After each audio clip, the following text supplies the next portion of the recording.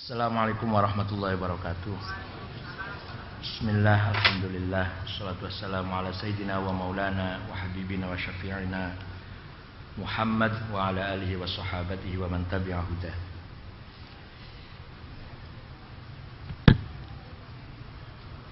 Pertama yang harus kita pahami bahwa tasawuf itu bukan akhlak. Di sini banyak yang rancu mencampur adukan antara tasawuf dan akhlakul karimah. Memang seorang sufi harus akhlaknya baik, tapi yang akhlaknya sudah baik belum tentu sudah sufi. Sebab akhlak masih melihat suluk, zahir, perilaku. Kalau ada orang baik dengan tetangga, baik dengan fakir miskin, peduli dengan bencana alam, yatim piatu, menengok orang sakit, menengok orang yang sedang kematian, itu akhlaknya baik. Belum tentu sufi.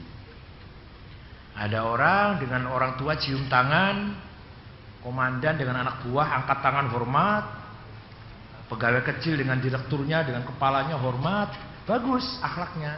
Belum tentu sufi. Ada orang dekat masjid, tiap waktu jamaah ke masjid Sunda Kelapa, setiap Rabu malam ngaji, setiap pagi minggu sebulan ngaji, bagus, akhlaknya bagus. Belum tentu sufi. Kalau ada infak, paling di depan sendiri, minimal 10 juta, bagus. Belum tentu sufi. Jadi akhlakul karimah dengan tasawuf beda. Yang kedua, tasawuf juga bukan ilmu hikmah, ilmu perdukunan. Ada, ilmu itu ada. Kitabnya namanya Syamsul Ma'arif, karangan Syekh Ali Al-Buni. Manba'usul Hikmah, juga karangan Ali Al-Buni. Ada lagi Syumusul Anwar, Mujarrobat, karangan apa? Ad-Dardiri. Itu ilmu kedukunan, sebuah ilmu. Pengobatan alternatif. Barang siapa menjalankan ilmu itu sesuai dengan aturan yang ada, sesuai dengan proses prosedur yang ada, ya pasti berhasil. Tapi sama sekali nggak ada kaitannya orang itu sufi apa bukan, nggak ada kaitannya. Ada orang bikin air, kemudian air itu menjadi sebab sembuhnya penyakit seseorang. Itu namanya pengobatan, bukan sufi. Ada orang dibacok tidak apa-apa, kebal, disetrum nggak apa-apa. Ular dipegang nurut. Harimau dikosok-kosok, dilus-lus, diem. Itu bukan tasawuf sama sekali, nggak ada kaitannya. Ya, itu sih semua agama juga punya ilmu itu. Orang Hindu, orang Buddha, orang Konghucu punya semua ilmu kayak gitu. Orang Jawa, wah, kalau dengan pacarnya dibacakan tut nurut idep madep sirap degleng pangleng, nah, langsung pacarnya nurut itu. Itu belum tentu sufi itu. Pelet, ilmu pelet,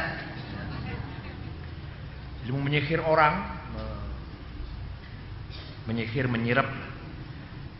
Yang terakhir, sebenarnya tasawuf juga tidak ada kaitannya dengan kasratul ibadat wan nawafil. Tidak ada kaitannya tasawuf dengan memperbanyak ibadah. Enggak. Ada orang tiap malam tahajud, tiap pagi duha, qobliyah ba'diyah, jamaah terus salatnya berjamaah di Masjid Sunda Kelapa. Tiap 2 hari khatam Quran. Tiap malam Jumat selawat, baca selawat sekian puluh ribu. Belum tentu sufi. Enggak ada kaitannya itu antara bilangan kuantitas ibadat dengan tasawuf. Ada lagi yang komentari, tasawuf itu bid'ah. Karena zaman Rasulullah nggak ada tasawuf. Ya maklum, luar pesantren kilat. Ketika zaman Rasulullah ilmu tajwid juga belum ada. Ilmu tajwid, ikhfa, idgham, idhar. Seandainya Rasulullah dibangunkan dari sekarang, Rasulullah, Sayyidina Abu Bakar, Sayyidina Umar suruh bangun dari kuburan, tanyain, ngerti nggak Rasulullah? Idgham, idhar, mad lazim mutasil, nggak ngerti apa itu. Ilmu hadis juga nggak ngerti Rasulullah. Sahih, dhaif, hasan, mutawatir, aziz, ahad, mursal, nggak ngerti Rasulullah. Ilmu fikih juga nggak ngerti Rasulullah. Qat'iyyud dilalah, qat'iyyul wurud, dzanniyud dilalah, dzanniyul wurud, dilalatul alfaz ala ma'aniha, al-amru yadullu al wujub. Waduh, nggak apa itu? Rasulullah nggak tahu apa itu. Yang namanya ilmu usul fik produknya ulama abad kedua apa itu? Begitu pula tasawuf. Ya dalam waktu zaman Nabi masih hidup ya tidak ada. Bid'ah ya bid'ah, barang baru. Malah Tuhan tuh Maha Badi'. Asmaul Husna salah satu namanya Tuhan itu Al-Badi'. Ya Maha bid'ah Tuhan itu. Yang paling Maha bid'ah ya Tuhan, Badi'us samawati wal ard. Ya nggak apa-apa, orang tanya gitu nggak apa-apa, asal dijawab lah. Soal percaya boleh, enggak apa-apa. Sekarang barangkali Pak Nazaruddin Umar sudah sering menyampaikan beberapa hal tentang tasawuf. Aduh, saya nggak tahu sampai di mana, sampai sejauh mana Pak Nazaruddin Umar. Yang namanya ngaji itu nggak harus khatam, yang penting harus ngaji dan paham. Selesai apa enggak itu urusan nantilah, selesai apa enggak. Yang penting harus belajar aja. Kalau yang mau cari ijazah seperti saya dulu, ya harus selesai. Kalau enggak ya nggak dapat, nggak lulus. Kalau ibu-ibu yang penting ngaji, yang penting datang sini mendengarkan, paham, tidak. Soal nanti khatam apa enggak urusan belakangan.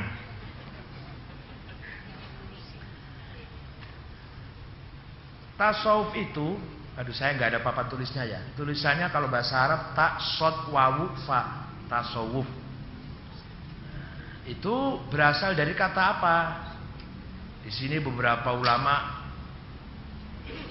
punya pendapat yang beda-beda. Ada yang berpendapat dari kata sofaun, artinya bersih, jernih, bening. Itu pendapatnya Imam Abu Bakar Al-Kalabadi dalam kitabnya namanya At-Ta'arruf li Madhhabi Ahli Tasawuf, yang sudah diedit oleh Dr. Abdul Halim Mahmud, Syekhul Azhar. Kenapa dari sofa? Ya karena tasawuf itu tujuannya li sofail insan an kaduratil basyariyah, untuk menjernihkan hati manusia dari kotoran-kotoran hawa nafsu basyariyah, supaya hatinya bersih. Maka proses bersih itu bahasa Arabnya sofa. Orang yang sudah bersih berarti orang yang sudah sufi.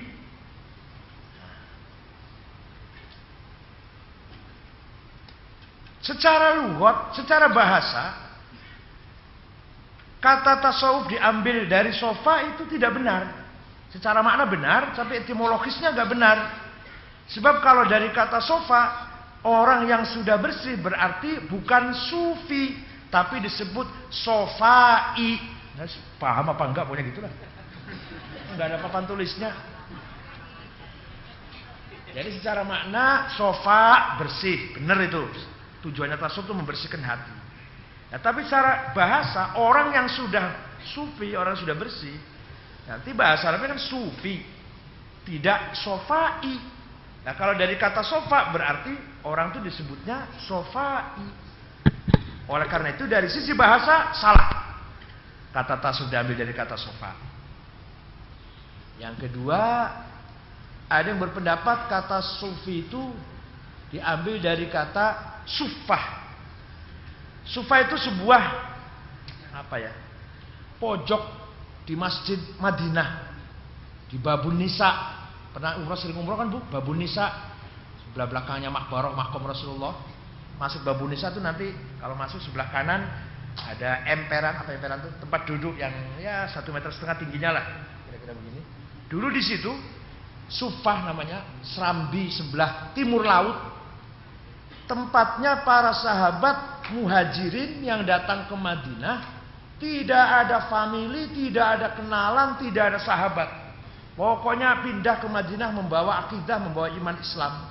Di sana oleh Rasulullah ditempatkan di pojok situ, timur laut Masjid Madinah. Jumlahnya kadang 10, kadang lebih, kadang kurang. Mereka kumpul di situ, satu sama lain tidak ada hubungan apa-apa, tapi menjadi pertemanan yang tulus, persahabatan yang ikhlas satu sama lain. Di antaranya orang yang pernah menjadi anggota Sufa itu Abu Dzar Jundab Al-Ghifari. Kalau malam Rasulullah membagi-bagi orang Sufa itu ke beberapa sahabat. Kamu makannya ikut Abu Bakar ya, yang ini makannya ikut Utsman, ini makan ikut Umar, gitu. Nah nanti ada yang sudah dibagi-bagi, masih ada yang belum kebagian nih. Ya udah ikut saya makan aja. Malah kadang Rasulullah tidak makan malam, mendahulukan mereka. Nah orang itu namanya Ahlus Suffah, orang-orang di pojok tempat tinggal di situ. Jadi datang ke Jakarta, nggak ada family, nggak ada siapa, tinggal di Sunda Kelapa di pojok situlah. Kalau di sini malah diusir malah. Ahlus Suffah, Serambi asalnya, teras Serambi ya, teras. Nah, orang tasawuf itu mengikuti akhlak, jejak, sikap Ahlus Suffah itu. Pertemanan yang tulus, persahabatan yang ikhlas. Walaupun bukan family, bukan satu daerah, kenal aja enggak ada hubungan apa-apa, kok menjadi pertemanan yang sangat kental dengan persahabatan yang ikhlas. Maka orang sufi dinisbatkan kepada Suffah Serambi Masjid Mekah itu, yang Madinah yang berada di timur laut Babun Nisa'i. Secara makna benar, secara visi benar, tapi lagi-lagi bahasa. Kalau dari kata Suffah berarti orangnya bukan sufi, tapi sufi. Oleh karena itu lemah pendapat ini. Pendapat ini didukung oleh, ini disertai saya. Orang yang lulus di Timur Tengah Kemlau itu cuma 2 orang Indonesia itu. Pak Satria Effendi almarhum dari Indragiri Riau, dan saya, katanya gitu katanya. Kenapa Kemlau? Karena tidak ada kesalahan satu kali pun dari susunan bahasanya. Bahasa Arabnya nggak salah satu kali pun. Katanya gitu. Saya jadi nggak paham kenapa Kemlau. Dan setelah datang dari sana ketemu dengan teman di PBNU, salah satu ketua NU. Kamu waktu lulus di sana apa? Alhamdulillah saya bilang doktor cum laude, bahkan summa cum laude, asyaraful ula kalau bahasa Arabnya. Al martabat asyaraful ula, 96, 97 lah. Wah nggak akan jadi pejabat, Kalau yang lulusnya cum laude itu nanti guru besar, ngajar, keliling di masjid, seminar. Kalau yang lulusnya sedang-sedang saja itu birokrat, staf ahli, birokrat, dirjen. Kalau yang tidak lulus atau yang lulusnya paling jelek itu menteri nantinya. Oh saya nggak paham, itu ada teman ngomong kayak gitu, nggak paham. Itu bahasa ketua DPR, wakil ketua DPR, menteri, gubernur, bupati, itu yang sekolahnya nggak lulus itu. Jadi hati-hati kalau jadi mahasiswa. Misalkan bapak jadi mahasiswa pinter, hati-hati dengan teman yang bodoh ini. Ini nanti pimpinan saya ini nanti. Penguasa saya nanti ini yang sebelah saya yang paling bodoh ini. Benar juga loh, benar juga. Saya nggak bisa jadi menteri kira-kira. Kan? Enggak ingin jadi menteri, enggak. Ngapain jadi menteri? Nah, ini pendapat ini didukung oleh Ibnul Jauzi dalam kitabnya Talbis Iblis.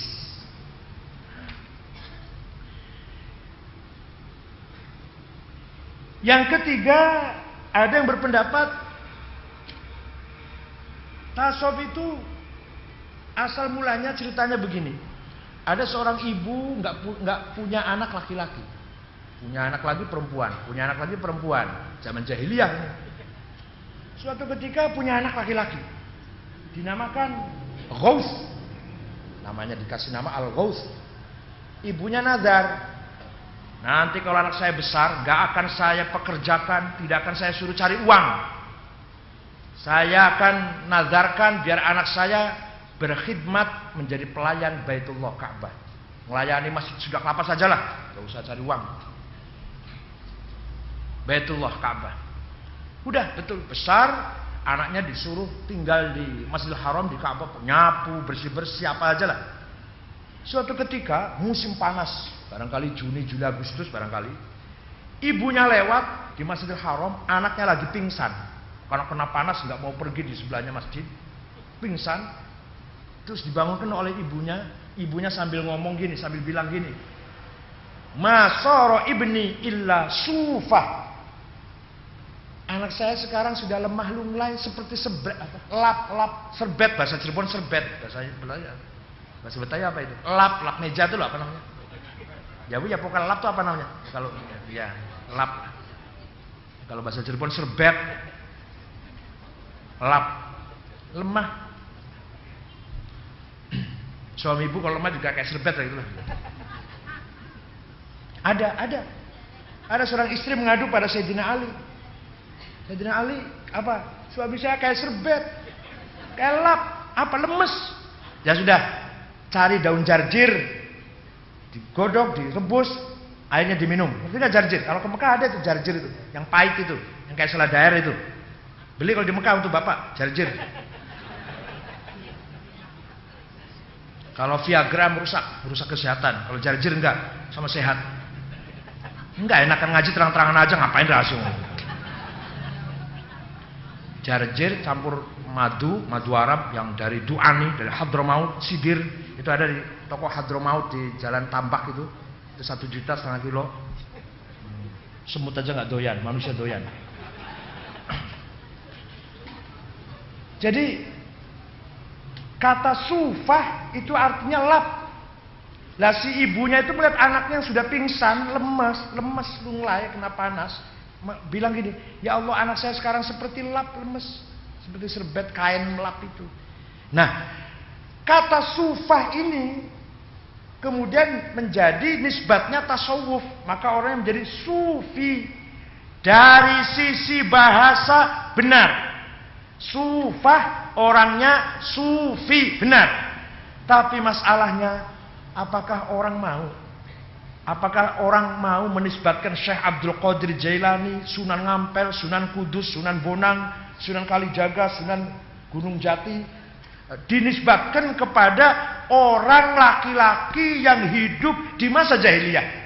Mau kita nisbatkan, kita hubungkan para aulia Syekh Abdul Qadir Jailani, At-Tijani, An-Naqsyabandi, Imam Junaid, Al-Ghazali, kita hubungkan dengan orang yang hidup qablal Islam, masa jahiliyah. Terima nggak kita? Mau nggak? Oh berat juga itu. Masa Syekh Abdul Qadir Jailani hubungannya, gelar predikatnya tuh dihubungkan dengan orang yang hidup semasa jahiliyah. Malah ada yang mengatakan zaman jahiliyah juga dulu ada satu kelompok orang yang zuhud, asketis, nggak cari uang apalah, pokoknya menerima, sabar, tapi belum Islam. Lah apakah tasawuf mau dinisbatkan kepada kelompok itu?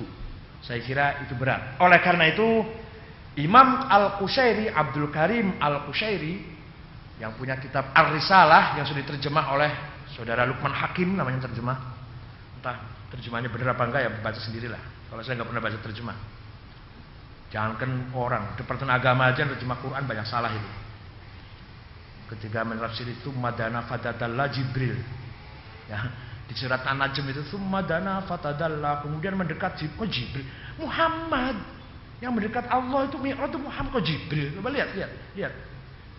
Maka dabal fuadu maro'a, itu lihat terjemahnya An-Najm. Itu Departemen Agama itu banyak salah. Tadi juga yang di sini tadi salah itu, tadi yang di Asmaul Husna tadi.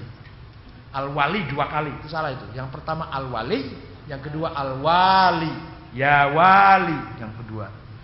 Itu baru saya baru datang sekali di Sunda Kelapa. Kalau 2 kali ketahuan apa lagi ya? Ayat Quran yang pertama juga ada salah. Wadzarul ladzina yulhidun. Wadzaru ada wawunya dan alif. Itu enggak ada wawu dan alif. Za dan ro saja. Wadzaru ada wawu dan alif. Enggak apa-apa. Yang namanya orang benar kentu bukan. Nah, menurut Abdul Karim Al-Qushairi, tasawuf itu yang paling benar dari kata suf, maknanya bulu domba, kulit kambing yang kasar, yang kalau dipakai baju baunya nggak karu-karuan. Bukan bulu wol kayak sekarang England atau apa? Mereknya apa tuh? Dornil apa? Udah Dornil apa? Ya, lupa namanya. Ada Pircardin apa? Di Italia ada England.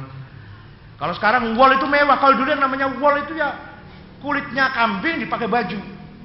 Baunya nggak karu-karuan, juga kasar. Nah, ketika orang pakai baju seperti itu disebut tasawwafa, memakai bulu domba. Seperti takomaso, memakai gamis. Seperti talabasa, memakai pakaian. Itu bahasa gitu loh, bahasanya ini. Dari sisi bahasa Arabnya begitu. Nah, ketika orang pakai bulu domba, tasawwafa. Dia pakai baju dari bulu domba. Maka orangnya yang pakai itu sufi. Nah, ini dari sisi bahasa benar. Dari sisi penampilan lahir juga orang tasawuf yang nggak mau mewah juga benar. Ada benarnya. Jadi orang tasawuf itu orang yang tidak mementingkan penampilan lahir. Lahirnya mau morat-marit, mau berantakan, yang penting hatinya lah. Yang penting hatinya, lahirnya nggak diurusin. Itu orang tasawuf. Jadi itulah ceritanya asal usul kata tasawuf. Sekarang definisinya apa sih? Tasawuf itu apa definisinya? Banyak sekali definisinya, Bu. Ada 128.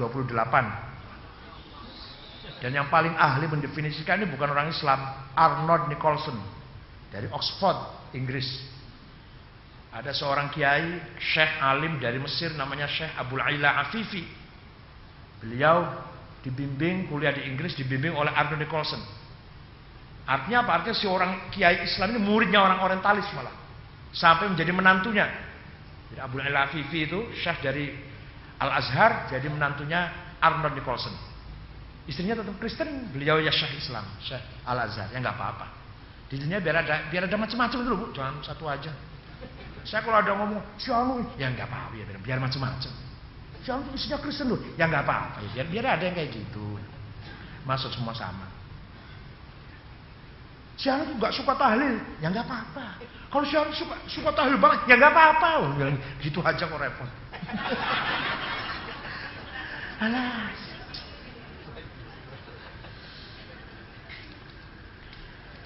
Definisi tasawuf, orang yang pertama kali mendefinisikan tasawuf adalah Syekh. Aduh, sebenarnya sebelum definisi orang yang pertama kali tasawuf dulu ya. Salah ini, meloncat. Orang pertama kali mendapatkan gelar sufi dulu siapa? Pertama kali orang mendapat gelar sufi siapa? Jabir bin Hayyan Al-Azdi. Wafat tahun 161 Hijriah. Yang menemukan teori aljabar, matematik itu. Itu yang pertama kali orang yang mendapatkan gelar sufi. Beliau muridnya, gurunya namanya Imam Ja'far As-Sadiq Ibn Muhammad Al-Baqir Ibn Ali Zain Abidin Ibn Husain Ibn Ali Ibn Abi Thalib. Jabir bin Hayyan ini jenius. Setiap malam di samping ilmunya, otaknya cerdas, jenius. Tiap malam tidak kurang 100 rakaat kalau tahajud. Setiap pagi kalau akan melakukan observasi, melakukan penelitian, permisi dulu, minta izin dulu pada gurunya Imam Ja'far Shadiq. Kalau dapat izin baru dia melakukan penelitian.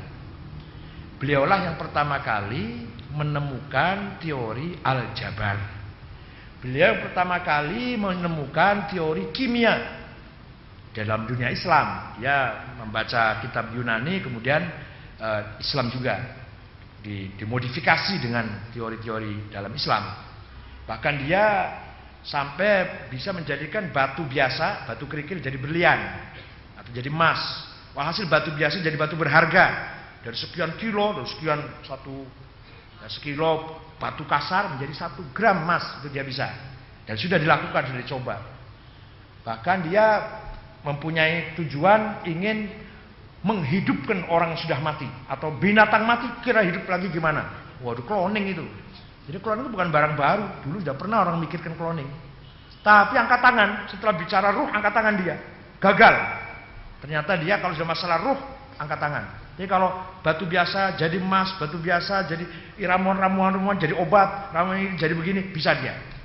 Tapi seketika sampai kepada masalah ruh, angkat tangan, gagal. Tapi ide cloning sudah ada dari dulu, bukan barang baru. Itulah Jabir bin Hayyan. Orang pertama kali mendapatkan gelar sufi, beliau hidup di kota Kufah. Yang kedua namanya Abdul Karim ibn Utsman atau terkenal dipanggil Abdak, wafat tahun 165. Beliau tidak pernah makan yang ada ruhnya. Jadi kalau makan apa? Vegetarian, ya. Kalau saya makan nggak ada ruhnya. Masa ayam hidup, ayam mati nggak ada ruhnya. Dan beliau sangat zuhud, sangat tawakal. Namanya Abdul Karim ibn Utsman. Sangat zuhud, sangat tawakal, sangat mahabbah dengan siapapun, mencintai sesama orang, nggak lihat orang itu siapa. Pokoknya kalau ketemu orang dia pasti tidak pernah membenci satu orang pun. Hatinya sudah penuh dengan cinta. Tidak ada ruang untuk membenci siapapun. Itu seperti Rabi' Adawiyah. Rabi' Adawiyah itu pernah ziarah ke Rasulullah. Kemudian setelah ziarah ngomongnya gini, Rasulullah minta maaf ya, saya baru kali ini sempat ziarah. Karena hati saya udah penuh dengan zikir pada Allah, lupa zikir pada Anda. Tapi jangan niru gitu, maksud sampean niru gitu. Keluar dari ziarah Rasulullah, jumpa iblis. Iblis, saya nggak bisa benci kamu. Hati sudah penuh dengan cinta kepada Allah, nggak ada ruang untuk benci. Jadi nggak ada tempat hati saya untuk benci. Jangan pada manusia, pada iblis pun sudah nggak ada tempat untuk membenci. Itu Rabi' Adawiyah, Rabi'ah Sunda Kelapa, Menteng Rabi' Adawiyah.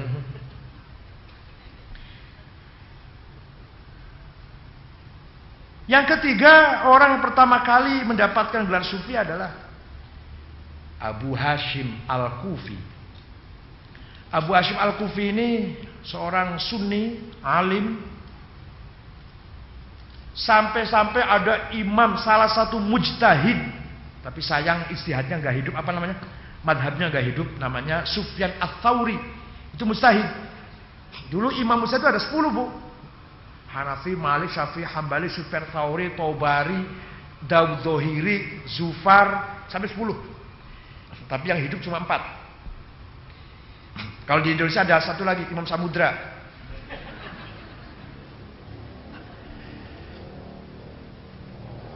Sufyan Tsauri ngaji, belajar sama Abu Hashim. Sufyan Tsauri itu imam besar itu, selevel Hanafi, Malik, selevel itulah besarnya. Ulama, imam mujtahid, belajar sama Abu Hashim tentang apakah artinya riya itu. Sesungguhnya riya itu apa? Riya, jawabnya Abu Hashim gini, ada'ul amal li ajlin nas syirk wa tarkuhu li ajlin nas riya. Melakukan amal soleh supaya dipuji manusia, musyrik. Meninggalkan amal supaya tidak dipuji manusia, itu riya itu. Contohnya gimana? Contohnya, sholat di Sunda Kelapa di depan sendiri, softnya depan sendiri supaya kelihatan dipuji, musyrik. Sholatnya di belakang sendiri supaya nggak kelihatan orang, riya.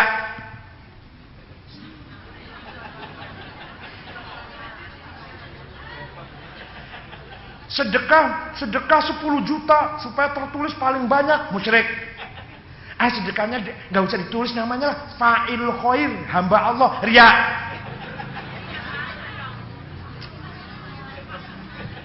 Baca Qur'annya keras supaya didengar enak suaranya, tajwidnya, murattal tartilnya, supaya orang memuji saya, musyrik. Baca pelan-pelan, nanti malu kalau dipuji orang nanti kayak apa? Riya. Nengok orang sakit, menghadiri undangan perkawinan supaya aduh kalau nggak berangkat apa kata orang, musyrik.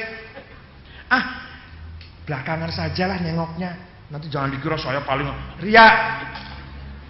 Yang benar apa? Yang benar orang itu harus di X, orang manusia harus di X merah. Di depan, di belakang, di tengah, sholatnya 10 juta, nyumbangnya 5 juta, 1 juta 10 ribu, lillahi ta'ala. Kenapa orang masih jadi pertimbangan? Manusia saja jadi pertimbangan. Supaya dipuji orang, supaya tidak dipuji orang. Malu sama orang, gak enak sama orang, segen sama orang. Loh, orang dipertimbangkan. Wong manusia itu termasuk saya juga keluar masuk 2 kali dari tempat alirannya kencing kok. Sombong apanya sih manusia itu? Saya itu 2 kali dikeluarkan dari tempat itulah, pokoknya tempat kotor-kotor itu 2 kali saya. Pertama dari ayah, kedua dari ibu. Dua-duanya kotor semua aliran itu, kecomberan semua itu. Gitu, sombong amat sih.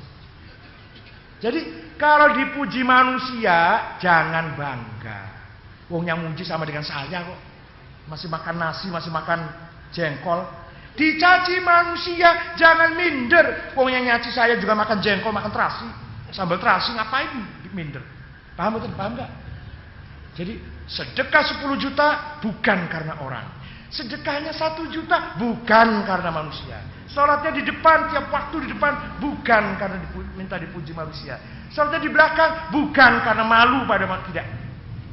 Menghadiri acara di depan boleh, di belakang boleh, di tengah boleh, tapi lillahi ta'ala, bukan karena perhitungan manusia. Kebanyakan kita begitu. Baru malas saya mau nengok orang sakit ini teman saya, tapi kalau saya nggak datang apa kata orang? Malas menghadiri undangan perkawinan. Pagi-pagi sudah, tadi ibadah zuhur ada lagi. Misalnya menghadiri undangan perkawinan, ini malam ini saya ada lagi nih. Di Balai Kartini misalkan atau di sana Sudirman. Kalau nggak datang, apa kata orang? Lu orang. Dan perilaku kita kalau masih apa kata orang, itu berarti masih musyrik. Menghindari kata orang berarti ria. Cari kata orang musyrik, menghindari kata orang ria. Udah paham? Aduh, 2 menit tadi udah paham. Cerdas-cerdas orangnya. Luar biasa. Saya dulu 4 tahun belajar gini, ibu 2 menit udah paham. Nah itu Abu Hashim ngajari Sufyan Tsauri, imam mujtahid. Sufyan Tsaurinya ini ahli fikih, ahli tafsir, ahli hadis, Imam Sufyan Tsaurinya. Nah ngaji kayak gini sama Abu Hashim Al-Kufi, termasuk orang ketiga yang terkenal mempunyai lakob sufi. Nah sekarang orang pertama kali mendefine tasawuf itu siapa? Orang namanya Abu Mahfuz Ma'ruf Al-Karhi. Mati wafat tahun 200 Hijriah. Beliau bapaknya masih orang Majusi. Namanya Fairuzan bapaknya. Kemudian masuk Islam. Masuk Islamnya di tangan Imam Ali Ridho ibn Musa Al-Kazim ibn Ja'far Shadiq. Ali Ridho itu kuburan di kota Mashhad. Dari Tahran 1000 km. Naik pesawat 1 jam. Itu kuburannya kubahnya emas. Dan kalau setiap pada sholat, terutama sholat zuhur, makan semua. Jamaah itu makan semua, gratis. Sunda Kelapa makan, ada makan nggak ya? Mau nggak kalau ada pengumuman besok pada zuhur kita sholat makan bersama imam dengan sate. Besoknya ada pengumuman ya, makan siang kali ini gulai Surabaya. Senang saya kira. Saya selalu jamaah di sini nanti. Jadi di Masjid Ali Ridho di Mashhad itu di Tahran, setiap pada zuhur semua jamaah makan gratis. Dan makannya betulan itu. Bukan sembarangan, itu betul-betul enak. Dan saya ke sana kebetulan 2 kali zuhur terus, saya makan terus ya. Memang carinya supaya makan. Ada rumah sakitnya, ada sekolahannya, ada pendidikannya gratis semuanya. Itu kuburannya Imam Ali Ridho ibn Musa Al-Kazim ibn Ja'far Shadiq ibn Muhammad Al-Baqir ibn Ali bin Abidin ibn Husain ibn Ali bin Abi Thalib. Nah, Imam Mahfuz Al-Karhi ini mendefinisikan tasawuf begini. Tasawuf ialah bahasanya begini. Al-akhzu bil haqa'iq wal ya'su min aidil khalaiq. Mencari kebenaran, berpaling dari kepalsuan, itu baru tasawuf itu. Apa Bu? Mencari kebenaran, berpaling dari kepalsuan. Padahal di dunia ini 99,9 masih koma lagi nih, masih koma lagi nih. Masih koma lagi. 9 lagi, masih 1 lagi koma lagi nih. 9 palsu semua isinya ini. Jilbab palsu, kopiah palsu, dasi palsu, doktor palsu, kiai palsu, khotib, imam palsu. Paham nggak? Paham nggak? Ibu pakai jilbab, betul hatinya berjilbab? Alhamdulillah. Kalau ada orang laki-laki ganteng nggak lirik? Ya udah tua ya nggak lirik, udah masih muda lirik. Kalau ada uang numpuk nggak lirik?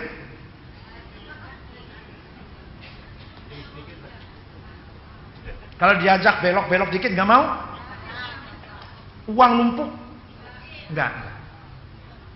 Nggak maunya tuh kepaksa takut polisi apa malu kalau ketahuan apa? Apa emang karena itu nggak benar jadi kita nggak ngambil?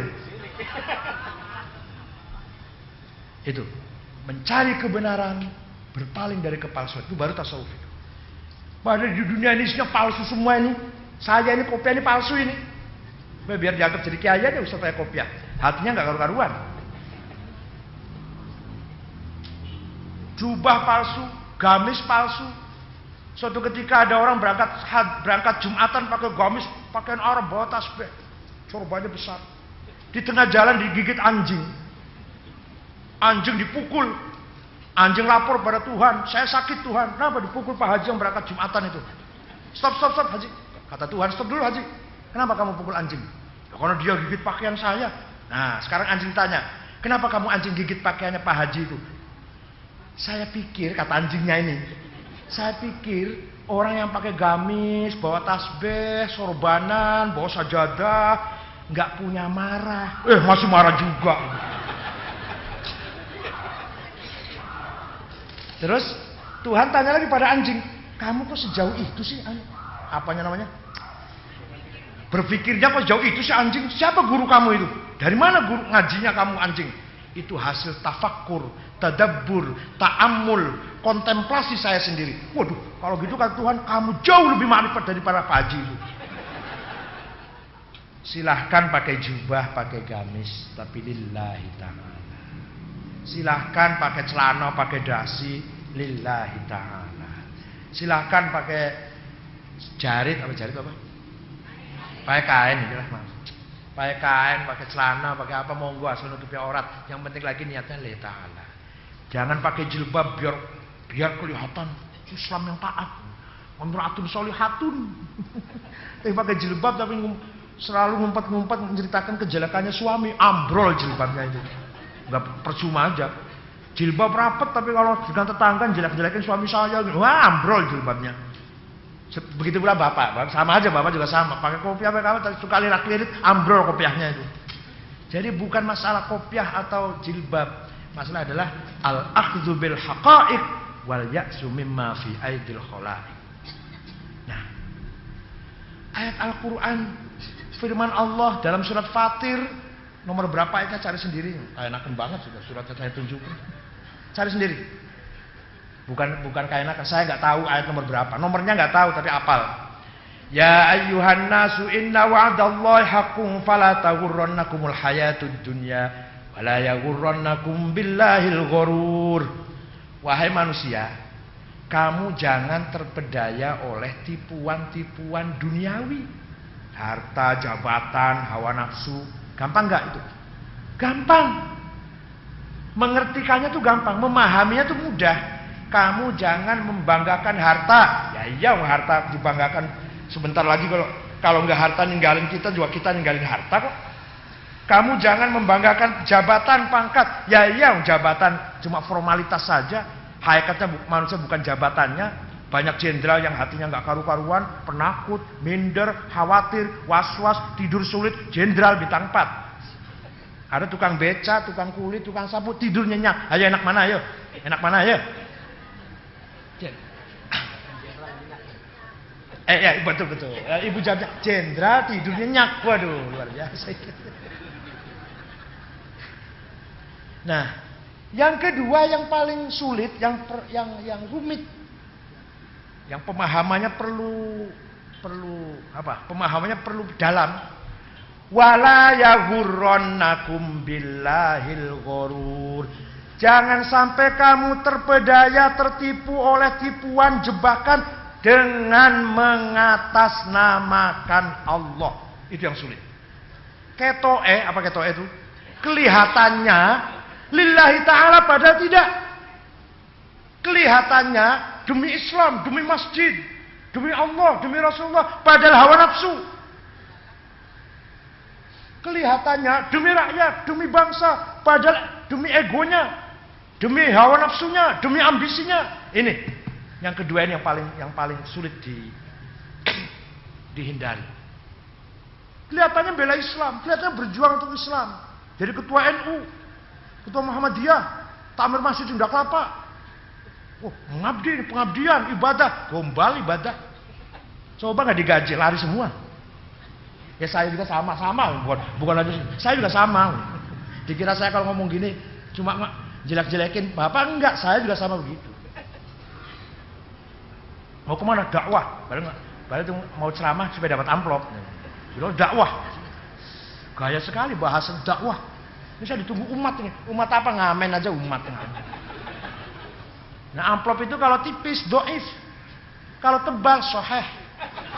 Kalau tipis tapi yang memberi itu perempuannya cantik, soheh li ghairi. Itu ilmu mustalah hadis, Bu. Hadis ada doif, ada soheh. Ada hadis doif tapi ada pendukungnya, bisa jadi soheh dari doif itu. Soheh li ghairi namanya. Soheh karena faktor lain.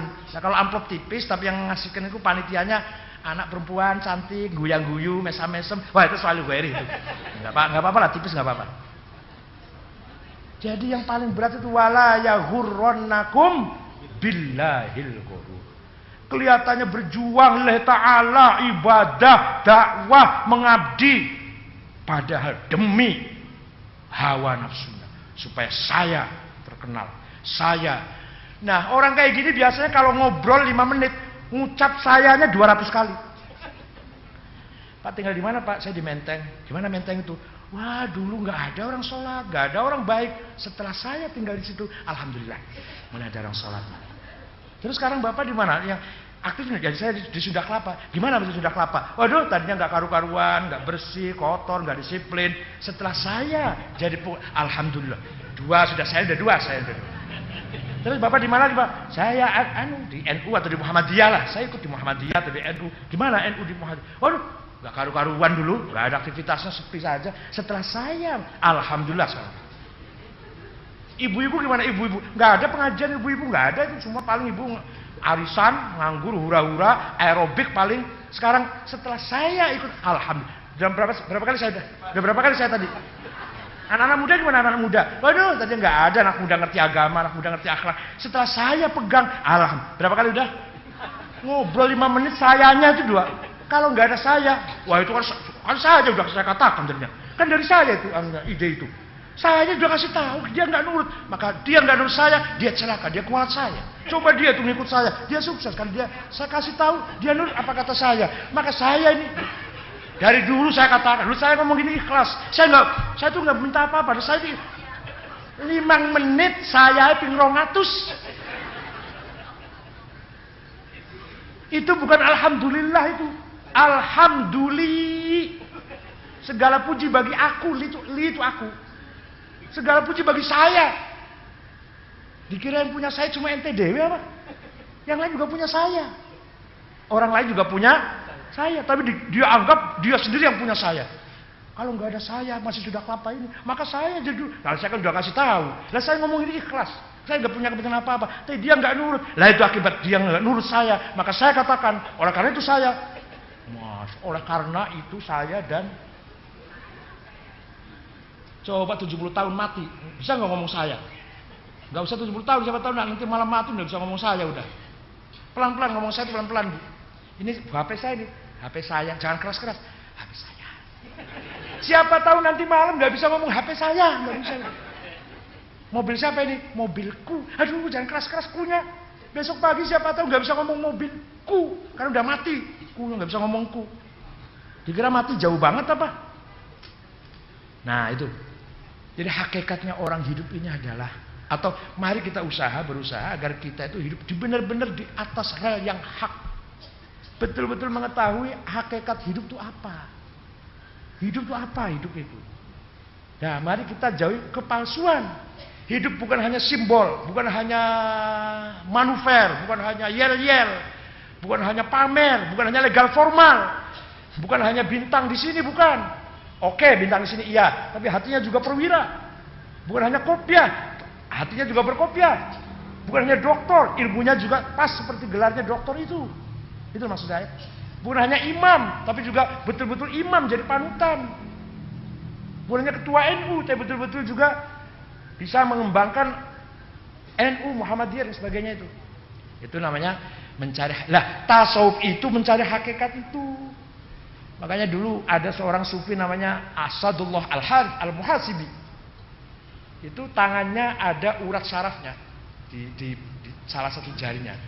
Kalau mau ngambil barang yang kurang halal, bergerak.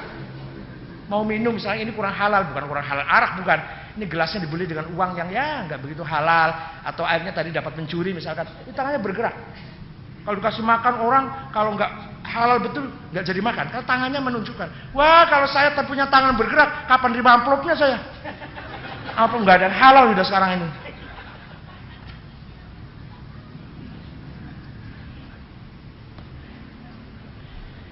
Yang kedua, definisi tasawuf itu yang kedua oleh Imam Zunnun Al-Misri, wafat tahun 241 Hijriah. Namanya Ibrahim ibn Thauban Al-Ikhmimi dari Mesir Selatan. Zunnun Al-Misri mengatakan tasawuf ialah, sufi ialah qaumun atharullaha ala kulli syai'in fa'atharullahu ala kulli syai'in. Qaumun atharullaha ala kulli syai'in fa'atharahumullahu ala kulli syai'in. Orang yang mendahulukan Allah, maka Allah akan mendahulukan mereka. Orang yang mementingkan Allah, kebenaran atas segala yang lainnya, di atas yang lainnya, maka Allah akan mendahulukan mereka dari selainnya. Itu baru sufi itu, kalau orang begitu itu. Mendahulukan Allah, ngalahkan lainnya. Suami kalah, anak kalah, bisnis kalah, Allah tok yang dulukan. Maka Allah nanti akan mendahulukan ibu, mengalahkan segalanya udah. Nah, bagaimana caranya supaya bisa begitu? Agar supaya bisa sampai ke sana, maka prosesnya agak panjang prosesnya. Tapi kalau dilatih bisa. Kalau dilatih bisa. Dilatih ya dikit-dikit Bu ya, dikit-dikit. Kalau sekaligus nggak bisa. Kalau pagi, kalau malam mendahulukan Allah, ngalahkan yang lain. Kalau siang, ya apalah bareng-bareng. Kalau siang suami dilayani, kantor dilayani, tangga dilayani, toko buka toko, jual beli bisnis yang kita jalankan. Tapi kalau malam khusus untuk Allah, bisa nggak gitu? Dicoba dulu. Nanti lama-lama ditambah malam dan siang. Tapi seminggu sekali aja dulu. Senin kalau siang Senin untuk Allah saja, yang lain buang, nggak dipikirin. Belajar. Lama-lama akan terasa Bu, enak ya nggak mikirin cetek bengek, hanya Allah tuh enak, ringan rasanya, ketagihan malah. Aduh, ada dangdut nggak dengar sudah, ada dangdut nggak dengar, ada idol nggak mau, ada KDI nggak mau sudah, arisan males sudah, itu semua basa-basi omong kosong, karena tidak mencari kebenaran. Ada sebuah ibadah yang kalau pas momentumnya, pas ngepasin, walaupun kalimatan wahidah tusma'u minal mala'il a'la. Saya pas kebetulan ngomong ya Allah, tapi pas ikhlas. Kebetulan ikhlas, kebetulan lagi didengar, momentumnya tepat, itu didengar oleh Allah, walaupun hanya ya Allah kemudian tidur, diberikan semuanya. Ada lagi yang ibadah dari jam 12 sampai jam 4 wirid terus.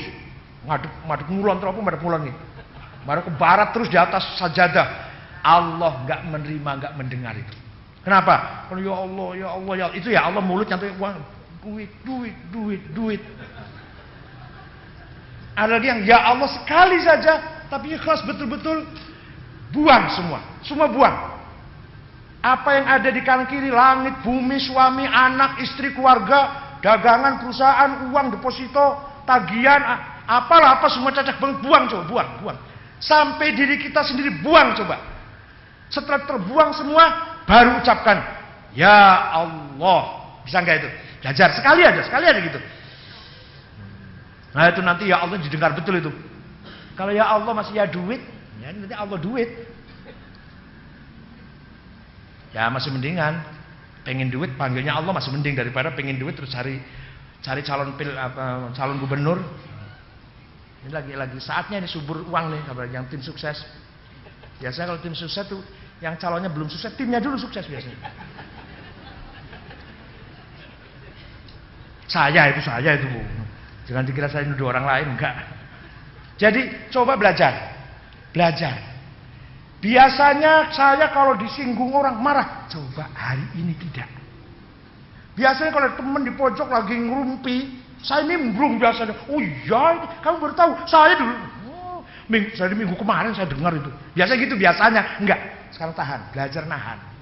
Biasanya menyesal, biasanya aduh. Sakit aduh, ya Allah kenapa? Coba belajar tidak aduh.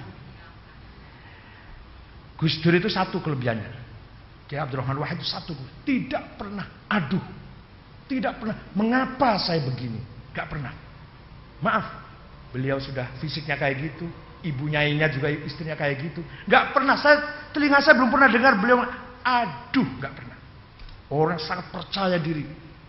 Semangat hidupnya luar biasa. Lagi diimpus di rumah sakit, keluar demo dulu. Dilepas dulu impusnya demo. Itu masuk rumah sakit lagi, impus lagi. Di dunia apa ada tuh kayak orang kayak gitu tuh. Ya kelemahannya manusia, kelemahannya ada. Tapi itu kelebihannya yang saya ceritakan. Ke Amerika mau ketemu Clinton, gak mau diterima. Ya gak apa-apa, saya ke Amerika mau memperbaiki kacamata. Mau ganti kacamata. Akhirnya diterima. Setelah diterima 15 menit. Ya gak apa-apa. Akhirnya 45 menit. Nah itu orangnya luar biasa di situ. George Soros datang ke sini perlu mampir ke Gus Dur. Menteri Amerika siapa namanya? Menteri Amerika yang orang hitam itu. Lisa Rice itu mementingkan ketemu Gus Dur. Ada apanya orang itu nggak tahu saya Gus Dur itu. Orangnya kayak gitu. Tapi ya itu kelebihannya tidak pernah sakit atau apa dilengsarkan dari presiden. Aduh, mengapa saya begini? Nggak pernah dengar saya itu. Gak pernah dengar dia ngomong gitu. Saya tetangganya. Walaupun saya juga banyak gak cocok dengan beliau cara tapi satu itu yang saya gak bisa niru. Supirnya ngebut, tenang aja. Kalau saya pelan-pelan hati-hati. Kalau dia tenang aja tuh, supirnya mau sudang. Itu kelebihan beliau. Jadi coba belajar tidak aduh. Misalkan ibu hari ini dapat musibah misalkan. Biasanya aduh kenapa begini ya Allah. Coba tahan dulu. Namanya belajar namanya. Ada suaminya rewel ya biasanya ngelawan ya enggak gitu lebih. Biasanya suaminya pulang terlambat, bawel enggak, coba belajar. Atau bawelnya biasanya 2 menit, coba kurangi semenit aja bawelnya. Ya Allah saja maha pengampun, maha pemurah, maha melupakan dosa manusia, apalagi ibu dengan suami, dendam gitu. Kalau punya salah dendam. Allah saja enggak pernah dendam. Pentingkan semua kebenaran itu. Yang ketiga, Abu Yazid Al-Bustami yang wafat tahun 254 Hijriah mendefinisikan tasawuf sifatu haqqin yalbasuha khalqun. Sifatnya Gusti Allah yang maha hak dipakai oleh makhluk, baru sufi itu. Kalau ada manusia punya sifat-sifat meniru sifatnya Allah, baru sufi itu. Wah, luar biasa, berat lagi nih. Ya pokoknya kita jadikan Asmaul Husna itu idola. Idealnya seperti ini. Ya minimal kalau kecadak-cadak 25%-nya ya nggak apa-apa kan. Nah, ya namanya berusaha, namanya ibadah. Sehingga pertama kali prosesnya begini Bu. Minggu kemarin sudah saya terangkan tapi saya ulangi. Misalkan di hati kita penyakitnya 10, misalkan saya, kalau Bapak udah bersih-bersih, saya ini yang kotor. Hasud, dengki, sombong, takabur, suudzon, permusuhan, benci, syirik, riya ada dalam hati saya 10. Coba bulan ini dikurangi 2, hasud dan iri buang. Masih 8, nggak apa-apa. Jangan sekaligus nanti semaput, nanti pingsan nanti kalau semaput. Nah begitu dua hilang, namanya taholli, apa namanya? Cleaning, proses cleaning, pembersihan. Nanti akan muncul di sini tahalli. Yang kan kosong nih, 02 nih. Masuk tahalli, apa? Perhiasan. Menghiasi diri kita apa? Muncul sabar, muncul tawakal, muncul fakir, muncul ridho, muncul syukur. Gitu loh. Nanti bulan depan lagi kurangi 2 lagi. dendam, permusuhan dengan tetangga, dengan saudara, masalah warisan nggak beres, nggak apa-apa, lupakan. Ya warisan tapi lupakanlah. Coba hilang 4 kan, muncul lagi nanti tahalnya muncul apa? Ridho, syukur. Gitu loh. Jadi kalau taholinya nggak pernah dibersihkan, penyakitnya 10 masih utuh. Ngaji tiap malam di Sunda Kelapa, sabar, ridho, syukur, mahabbah, fakir, tawakal, nggak akan masuk. Nggak akan masuk itu. Ngaji, masuk enggak. Ya tetap aja hatinya isinya dendam, iri, hasud, sombong, suudzon, dendam, ingin balas dendam, cinta dunia, ambisius, egoistis. Begitu, hati yang masih isinya begitu, suruh masuk, sabar, ridho, syukur, mahabbah, tawakal, enggak akan masuk. Jadi kosongkan dulu, baru nanti masuk. Ya makanya diatur pelan-pelan. Dalam Al-Quran dikatakan, Zuyyina lin-nasi hubbus syahawati minan nisa'i wal banin wal qanatiril muqantarati minadh dhahabi wal fiddati wal khailil musawwamati wal an'ami wal harth. Dzalika mata'ul hayatid dunya wallahu 'indahu husnul ma'ab. Surat Al-Imran ayat berapa cari sendiri. Kayak-kayakan banget. Ayat ini surat sekian diartikan, Masya Allah, manja banget. Saya dulu cari sendiri, ayat berapa surat apa cari sendiri dulu. Enggak, saya nggak tahu surat nomor ayat berapa, saya nggak tahu. Apal dan nggak tahu nomor berapa. Kira-kira nomor 4 apa ya? 14 ya. Manusia itu diberi kesenangan 1 istri. Ya kalau ibu ya laki-laki. 2 banin, anak. 3 wal qanatil muqantarah, dolar, euro, ngapain rupiah? Dolar. Yang keempat, minadh dzahab wal fiddah, emas, berlian, apalagi? Zamrud, zabarjad. Apalagi? Pokoknya gitulah, yang mahal-mahal. Mata kucing. Apalagi yang mahal apalagi? Wal khail musawwamah, mobil. Binat, kuda yang larinya cepat, mobil. BMW, Audi, bila perlu Rolls Royce. Waduh, jangan sayang, nanti jangan dipakai, paling dikemulin aja nanti. Saya punya tetangga, mobilnya ada Mercy, dikemulin terus. Yang keluar CR-V terus, nggak pernah yang lain. Jadi untuk apa itu mobil? Dikemulin saja, dikosok-kosok saja. Yang keluar kijang terus. Nah itu tuh apa itu? Nah, makanya nggak usah mobil mewah lah. Nanti nyerempet, sayang udah. Nanti nggak bisa tidur kalau nyerempet. Wal an'am, peternakan, wal harth, kebun, ladang, tanah. Punya tanah di Cianjur, punya tanah di Sukabumi, punya tanah di Bogor, 20 hektar. Punya tanah kebun sawit di Sumatera. Yang lagi apa? Wal harth, tanah, wa mata'ul hayatid dunya, dan kesenangan dunia. Profesor, doktor, jenderal, kolonel, apalagi ajengan, imam, ustadz, kiai, insinyur, itu semua kesenangan. Piagam, vandal, sertifikat, porsi. Jadi di hati kita itu isinya, kalau Bapak baca, kalau lihat hati saya isinya, yang sebelah kanan perempuan, sebelah kiri anak, sebelah bawahnya anak, mobil, bawahnya istri saya, bawahnya perempuan, emas, uang. Sebelah lagi ada kursi, ya ambisi ingin jadi menteri, ingin jadi apa gitu, ada di sini ada ini. Nah, untung nggak tahu, kalau kelihatan isinya itu, saya itu isinya. Ya kursi ya, apalagi hatinya ibu. Kalau saya tahu, lari saya. Apalagi kalau saya tahu isinya hatinya ibu, lari saya udah, nggak mau ketemu lagi. Isinya hati saya juga gitu. Yang di atas sendiri istri, saya itu istri terus, anak terus. Yang di belakangnya, di bawahnya emas, kekayaan, tanah, mobil, kendaraan, kemuliaan, kepangkatan, jabatan.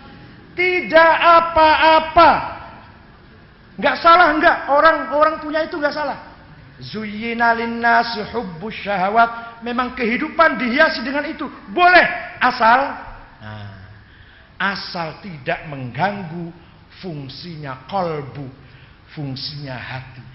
Hati yang penuh dengan iman, hati yang punya basirah, eye of heart, penglihatan hati, jangan diganggu oleh uang. Domir, moral, jangan diganggu oleh mobil. Jangan terganggu oleh Mercedes, oleh BMW. Fuad, nurani, jangan diganggu, jangan terganggu oleh gepokan dolar. Sirri, misterius yang ada di hati kita, jangan dikotori oleh tanah, kebun, perkebunan. Yang terakhir, latifah. Latifah itu software yang ada dalam hati kita yang bisa ma'rifat, mengakses ke loh mahfud, ke aras. Jangan dikotori oleh uang, oleh hal-hal seperti itu. Jadi artinya apa? Boleh kaya, boleh tinggi, boleh dapat kemuliaan atau lillah. Artinya apa? Dapat uang alhamdulillah, enggak ya. Tapi alhamdulillah beda itu yang dapat keras, kalau yang akhir kepaksa gitu. Sehat alhamdulillah, sakit. Tapi beda ya, alhamdulillah beda ya. Malah ada ya wes, ada gitunya. Ya udah deh alhamdulillah. Ya itu loh. Likaila ta'sau ala ma fatakum wala tafrahu bima atakum. Surat Al-Hadid ayat apa itu? Surat Al-Hadid lah. Kamu tidak mendapat apa-apa, gagal, tidak minder. Ketika kamu berhasil, tidak sombong. Itu loh. Likaila ta'sau ala ma fatakum. Gagal, bangkrut, jatuh, tidak minder, tidak putus asa. Wala tafrahu bima atakum, berhasil, sukses, naik, jembar, luas, banyak, tidak sombong. Jadi lagi jadi pejabat, tidak sombong. Pensiun atau digeser, enggak apa-apa. Sehat alhamdulillah, sakit sudah saatnya sakit. Rezekinya hari ini 10, kemarin pada 20, sama 10 dan 20, tinggal membelanjakannya aja yang beda. Waktu 20 belanjanya ke mall sehari 5 kali. Giliran rezekinya 10, ya ke mallnya 2 kali. Itu aja kok. Waktu rezekinya 10 juta, beli bajunya harga 2 juta, beli tasnya Pirkardin, sepatunya Beli, kacamata Cartier. Sekarang merosot, ya ganti dong, beli sepatunya Cibaduyut, sarungnya Cap Gajah Duduk, bajunya Madiin Tasikmalaya. Udahlah, nggak usah Pirkardin, nggak usah Aigner, nggak usah. Tinggal gitu aja kok, tinggal gitu aja kok. Lagi gajinya 10 juta, makannya di Hilton, di restoran Jepang. Sekarang gajinya cuma 2 juta di warung Padang. Sekarang gajinya cuma 1 juta warteg. Gajinya nggak ada, kaki 5. Gitu aja kok. Yang penting makan enak. Waktu jadi pejabat, Hilton tidurnya bintang 5. Sudah pensiun, ya bintang 3 lah. Hotel apa? Hotel apa? Losmen lah. Gak ada uang, ya dijondol Hansip, gak apa-apa lah. Gitu aja, Masya Allah. Nah, terakhir saya mau dongeng nih. Ini sudah habis waktunya, mau dongeng. Ada orang melarat, Bu. Ada orang melarat, miskin, menghadap ke raja. Assalamualaikum, waalaikumsalam. Yang terhormat, raja, saya ini rakyat Bapak. Terus ada apa? Saya ini melarat, anak saya banyak, saya nggak punya apa-apa. Minta dikasih apa kek? Oh iya, besok kesini ya pagi-pagi, nanti saya kasih. Pagi-pagi loh, jangan terlambat. Betul, paginya datang. Assalamualaikum, saya udah datang nih. Ya yuk keluar yuk, kata raja. Raja diiring dengan hansip, dengan pengawal pas pampres, dengan pasukan pengawal, diajak ke sana ke Tangerang apa Karawaci apa ke Bekasi sana lah. Saya datang di sana, raja ngomong, ini tanah punya saya semua ini. Di Bekasi ini, Bekasi di Bekasi Utara Timur, ini punya saya semua ini. Kamu ambil semua. Syaratnya, kamu kelilingin, kamu puterin, dan sebelum matahari terbenam, kamu sudah kembali lagi ke tempat saya berdiri di sini. Seluas apapun yang kamu kelilingi, ambil. Waduh, terima kasih raja, siap. Bismillahirrahmanirrahim, lari dia. Lari, begitu sadar matahari masih dekat. Raja masih kelihatan, berarti masih belum luas tanahnya. Lari lagi. Lari yang kedua ini sudah nggak ingat Sunda Kelapa, nggak ingat Al-Azhar, nggak ingat apa, udahlah. Nggak ingat pengajian, lari lagi. Begitu sadar, matahari sudah agak ke barat sih. Raja masih kelihatan, klip-klip masih kelihatan raja berdiri itu. Kurang masih, lari lagi. Begitu sadar ketiga, matahari hampir terbenam, raja nggak kelihatan. Raja berdiri itu nggak kelihatan. Dia berusaha balik. Ingat syaratnya itu harus sebelum matahari terbenam sudah di tempat raja berdiri. Balik, jungkir balik. kurang beberapa meter, kurang 10 meter apa kurang 20 meter, matahari terbenam. Kata raja, enggak saya kasih. Tolong raja dikasih ukuran 36, enggak 36, enggak. Ya udah 21, enggak, 21 juga enggak, kata raja. Karena syaratnya tadi sudah saya katakan, harus kamu kembali sebelum matahari terbenam, sudah saya kembali tempat saya berdiri. Saking kaget raja, tidak bisa ditawar, nggak bisa dirayu rajanya, nggak bisa ditawar, shock, mati, orang tuh mati. Ya kata raja, udah tinggal gali lubang saja, 2 meter kali 1,5 meter, ya itulah dapatnya. Jadi tadinya ingin seluas-luasnya, ternyata yang didapati akhirnya cuma. Nah, mudah-mudahan kita nggak begitu. Luas ya dapat, 2,5 kali ya dapat. Jadi yang luas ini juga dapat untuk amal soleh banyak. Pada akhirnya nanti kita juga 2 kali 1, ya nggak apa-apa. Tapi yang luas kan sudah dapat, gitu kan? Seperti tadi ibu bilang ya jenderal ya tidur nyenyak, gitu, sama. Mudah-mudahan ada manfaatnya. Syukran wa dumtum fil khairi wal barakah. Wassalamualaikum warahmatullahi wabarakatuh. Monggo. Baik, kami persilahkan kepada para jamaah untuk tanya jawab. Dari bapak-bapak 1 orang, dari ibu-ibu 1 orang.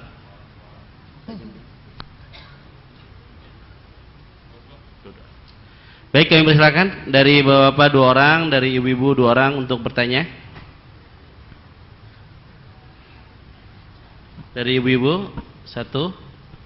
Sebutkan nama dan tinggal di mana ya, Bu?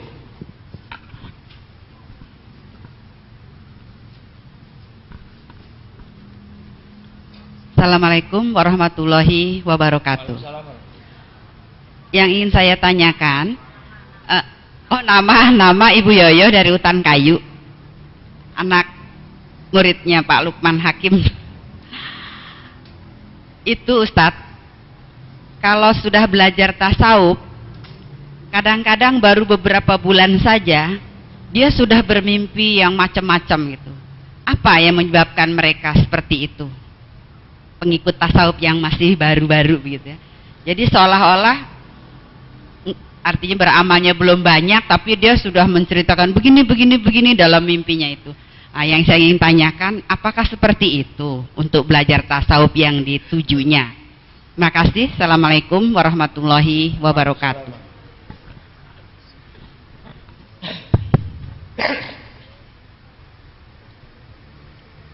Assalamualaikum warahmatullahi wabarakatuh. Abu Bakar dari Cempaka Putih, Pak. Kiranya gambaran yang Bapak jelaskan tadi kepada kami, kalau kita refleksikan dengan keadaan dunia sekarang ini, apakah kita sebagai pengusaha, apakah kita sebagai pejabat, apakah kita sebagai pegawai atau apapun, kelihatannya agak sulit untuk menerapkannya, Pak. Jadi dalam kondisi yang demikian ini, apa yang kita harus lakukan? Di satu pihak kita dituntut untuk menjauhi semua karena lillahi ta'ala. Di lain pihak dunia kita ini sudah kena polusi begini luas, Pak. Apa yang kita harus lakukan, Pak? Terima kasih. Assalamualaikum warahmatullahi wabarakatuh. Udah, 2. Baik, biar langsung dijawab oleh Prof. Ngimpi itu ada 3 macam bahasa Arabnya, Bu. Ada namanya haditsun nafsi, suara jiwanya, suara hawa nafsunya. Makanya saya sering mimpi ketemu perempuan cantik itu karena saya ingin cantik gitu loh. Jadi makanya saya sering perempuan cantik, ingin lihat uang, ingin mimpi lihat uang, karena saya ingin uang terus. Jadi suara jiwa saya itu datang di mimpi. Itu namanya min hamazatis syayatin, bercampur dengan hembusannya setan. Yang kedua, mimpi itu al-ahlam dalam bahasa Arab. Apa ahlam itu? Kembangnya tidur, bunganya tidur, keindahan dalam tidur lah. Sebab tidur itu hanya berhenti, ada saraf yang berhenti yang padahal jiwa itu bisa lepas, bebas. Itu ada bunga-bunganya. Ahlam ini bisa ditafsiri dengan benar kalau memang ada ahli yang bisa menafsiri. Yang paling terakhir, mimpi yang paling bagus bahasa Arabnya ar-ru'ya as-shadiqah, mimpi yang benar. Mimpinya Rasulullah, mimpinya Nabi Yusuf, orang temannya Nabi Yusuf yang mimpi 7 sapi gemuk, ya itu kan, ya dan seterusnya lah, ditakwil oleh Nabi Yusuf. Mimpinya para kiai, misal para ulama, itu namanya ar-ru'ya as-shadiqah. Sekarang kalau ada orang baru belajar tasawuf kemudian sudah mimpi, ada dua kemungkinan. Ada memang betul-betul dia itu mengamalkan pelajarannya sehingga mendapatkan ahlam tadi, ahlam belum sampai ru'ya, jangan dulu bilang ru'ya terlalu tinggi. Ada yang bohong lah. Dia ngomong mimpi itu bohong, nggak ngimpi nggak apa itu kira-kira. Jadi baru ikut tasawuf seminggu langsung ngimpi jumpa Nabi Khidir. Padahal Nabi Khidirnya sorban hijau kan. Bukan Nabi Khidir, sorban hijau, Imam Mahdi juga sorban hijau. Jadi mimpi itu ada unsur kebenaran. Mimpi ada juz'un min sittati wa arba'ina nubuwah. Saya juga nggak ngerti kenapa 46. Mimpi itu 1/46-nya nubuwah kenabian. Saya juga nggak ngerti. Kenapa kok 46 itu saya juga nggak ngerti. Kenapa nggak 50, nggak 1/10, 1/100, berapa? 46 dari kenabian. Makanya banyak sekali dalam Al-Quran juga cerita seorang mimpi kemudian benar. Dan ada ulama yang ahli tafsir mimpi yang terkenal, seorang tabi'in. Siapa? Ibnu Sirin. Itu orang paling terkenal pandai menafsiri mimpi. Sekarang ilmu jiwa klinikal, seorang psikiater ketika mau mengobati orang, pasien juga tanya mimpinya apa. Ya, karena yang sebenarnya kerja itu dari mimpinya. Ya boleh-boleh saja, tapi tidak semuanya benar.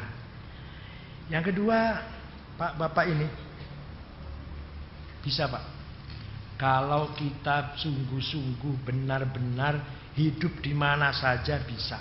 Kita berpegang teguh dengan al-haq itu bisa. Ya soal ideal apa enggak nanti berproses. Teman kok pada korupsi, saya tidak masa nggak bisa gitu aja? Teman saya kok korupsi, saya enggak masa gitu aja nggak bisa? Teman pergi ke karaoke ambil minum-minum sambil ada perempuannya, saya enggak pulang saja, masa gitu aja nggak bisa Pak? Nggak bisa nggak gitu? Bisa nggak? Teman saya sekantor pada pergi ke karaoke, ada perempuannya, ada minum-minumnya, saya enggak pulang aja, masa nggak bisa gitu aja? Nah, mana nih kira-kira berat tuh apanya? Ya memang tantangan pasti ada, ujian pasti ada, tapi kita mau jadi orang bener bisa. Saya ambil contoh yang paling konkret Pak. Ya. Kalau kita bergerak di dunia bisnis, saya setelah pensiun turun di dunia bisnis Pak. Semua bisnis yang ada di Indonesia sini di pemerintahan kotor semua Pak. Saya katakan begitu. Apa kita tinggalkan itu berarti kita tidak makan, anak bini kita tidak makan? Oh ya, enggak begitu. Sekarang kalau teman melakukan kotornya 10, kita lakukan kotornya 1 aja lah.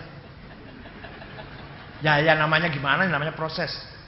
Kalau teman lakoni kotornya melakukan penipuan atau kekotoran atau kepalsuannya 10%, ya kita 1% aja lah. Jadi ada niat baik, ada rasa salah. Waktu minggu pagi kemarin saya katakan, alam ya'nil ladzina amanu antahsha'a qulubuhum lidzikrillah wa ma nazzala minal haqq. Seidealnya hati kita selalu pada yang benar. Nggak benar, masih belum bisa berusaha supaya benar, masih belum bisa senang pada yang benar, masih belum bisa pengen jadi orang benar, masih belum bisa. Jangan menghalang-halangi teman lagi benar. Udah mentok sudah. Jangan ngalang-ngalangin teman lagi benar. Udah mentok gitu. Jadi ada Pak, klasifikasinya ada. Ada orang salah disebut maksiat. Apa maksiat itu? Terbawa-bawa. Maksiat namanya. Asin bahasa Arabnya, asin, orang yang bermaksiat, terbawa, terpengaruh, ya lupa, khilaf lah. Ada yang kedua, mujrim, murtakib, sering melakukan, sering zina, sering minum, sering nipu. Itu bukan terbawa itu namanya, bukan terbawa, bukan maksiat. Yang ketiga, fasik, sudah menjadi pelakunya atau bosnya atau agennya lah, agennya maksiat, itu fasik.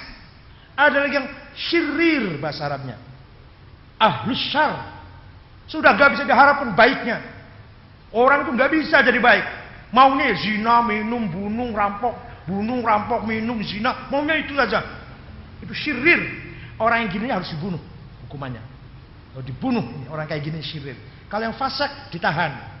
Kalau yang tadi sering berlaku ditahan, dikasih takzir, dikasih peringatan. Kalau yang maksiat dinasehatin saja. Jadi Tuhan juga dalam menghadapi orang salah ini, orang jelek ini bertahap. Ada yang khilaf, terbawa, terpengaruh, yaitu dinasehati. Ada yang agak sering melakukan, sering mujrim namanya, pelaku namanya. Nah itu perlu lebih keras lagi, ditahan, dipenjarakan atau apa. Ada yang fasik, sudah jadi agen nih, jadi pentolannya lah. Nah ini ada hukumannya berat lagi. Yang paling berat ahlus syarr, orang yang sudah bisa tidak diharapkan jadi baik. Nggak bisa orang jadi baik. Ada memang. Jadi sudah kelapa sih nggak ada. Ya sebelah sana sudah kelapa lah. Itu ada orang tidak bisa diharapkan jadi orang baik. Ini yang dalam Al-Quran tidak layak dikasih hidup. Harus dibunuh orangnya itu. Ada orang senangnya misalkan kalau lihat orang miskin dia senang. Lihat orang kelaparan dia senang. Lihat orang sengsara dia senang. Wah ini udah, ngapain dia kasih hidup orang kayak gitu? Kayak Kaisar Nero. Kaisar Nero Romawi itu budak dijadikan obor, dibakar, dipajang pinggir jalan. Jadi obor itu jadi lampu. Dia senang ketawa melihat budak dibakar mati. Itu Nero itu yang ahlus syarr namanya. Atau seorang raja Zunuas. Zunuas seorang raja yang membunuh orang Kristen, dibakar hidup-hidup, dimasukkan ke parit. Qutila ashabul ukhdud an-nari dzatil waqud idhum 'alaiha qu'ud. Mereka nonton, mereka melihat dengan nikmat, dengan senang. Orang Kristen dibakar hidup-hidup, masukkan ke parit, dia nonton malah, dia senang. Wa hum 'alaiha faluna bil mu'minina syuhud wa ma naqum minhum illa yu'minu billahi azizil hamid.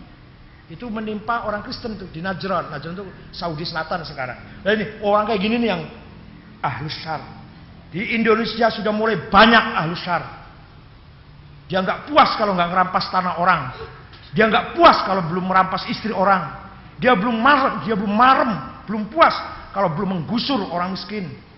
Ini ahlus syarr sudah. Kalau bapak enggak lah, maksiat lah, maksiat. Astagfirullah, wudhu aja udah hilang. Terima kasih, mudah-mudahan ada manfaatnya. Bismillahirrahmanirrahim. Alhamdulillahirabbil alamin. Allahumma inna nas'aluka bi annaka antallahu la ilaha illa antar rahmanur rahimul malikul quddus salamul mu'minul muhaiminul aziz jabbarul mutakabbir al khaliqul bari'ul musawwir ghaffarul qahharul wahhabur razzaqul fattahul alimul qabidul basil khafidul rafil mu'azzil muzillul sul basir al hakamul adil latiful khabirul azimul halimul halim syukur halimul azim kalim jamikan mujib al wasi' al hakim wadudul majidul ba'd syahidul haq al waqilul qawiyul matinul waliyul hamidul muhsin mudil al muhim mumid wajidul hayyul qayyumul wajidul majidul wahdul subhanal muqtadir al awwal akhir dhahirul batin al wal muta'al barut tawabul muntaqim al afur rauf malikul mulki dzul jalali wal ikram maqsadul jami' al ghani mukrimanul nafinul al hadir badil baqi warzul syidus sabur. Nas'aluka bi asma'ikal husna. Ya Allah, kami mohon dengan asma'mu yang indah, antuwaffiqana wa auladana, berilah kemampuan kepada kami dan anak-anak keturunan kami, bil a'malis sholihah, menjalankan amal yang saleh, wa antahfadhona wa iyyahum, dan hendaklah engkau menjaga kami dan anak-anak kami, minal hammi wal gham wal maradi was saqam wal balaya wal mihan wal fitan. Jagalah dari segala penyakit, musibah, bencana, penyakit menular, fitnah. Wa antaj'ala lana walahum, dan berilah kepada kami dan anak-anak kami farajan wa makhraja, kejembaran, keterbukaan, kemudahan fi umurid dunya wal akhirah. Rabbana khtim lana bil Islam wal iman. Ya Allah, akhirilah hidup kami dengan membawa iman dan Islam. Waj'al indantihai ajalina min hadhihi dunya, berilah kemampuan kepada kami di akhir nanti ketika menghadapi sakaratul maut, akhir kalamina, kalimat yang paling akhir kami ucapkan, kalimat la ilaha illallah Muhammadur Rasulullah. Rabbi yassir wa la tu'assir, Rabbi atmim lana bil khair, wa sallallahu alaihi wasallam Muhammadin nabil ummi walhamdulillahi rabbil alamin.